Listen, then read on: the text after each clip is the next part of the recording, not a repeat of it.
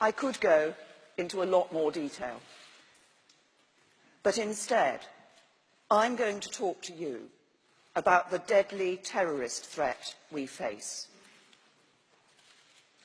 David Haines was a tireless humanitarian worker who helped Muslims not just in Syria, but in Bosnia, South Sudan and Libya.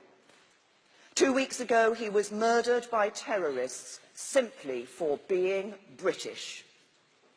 His murder followed the equally barbaric killings of James Foley and Stephen Sotloff, American journalists who were reporting to the world the plight of the Syrian people. The terrorists who murdered David Haines like to call themselves the Islamic State. But I will tell you the truth. They are not Islamic, and they are not a state.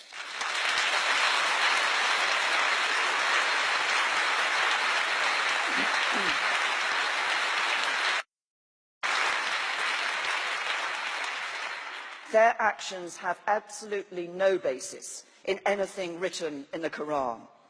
What they believe has no resemblance whatsoever to the beliefs of more than 1 billion Muslims all over the world. And, like all the other Islamist terrorist organizations, they have caused the deaths of many thousands of innocent Muslim civilians.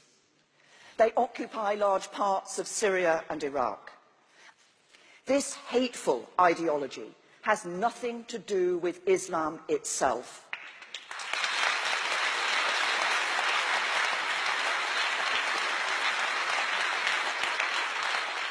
And it is rejected by the overwhelming majority of Muslims in Britain and around the world.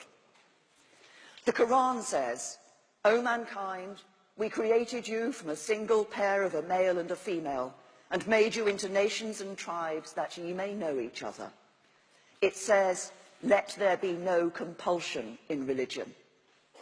So let this message go out from this hall, that the extremists will never succeed in dividing us.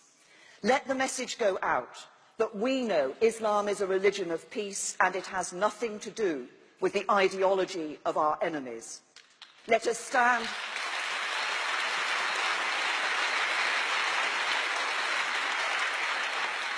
and let us stand side by side with the British Muslims who are coming together and saying, "Not in my name."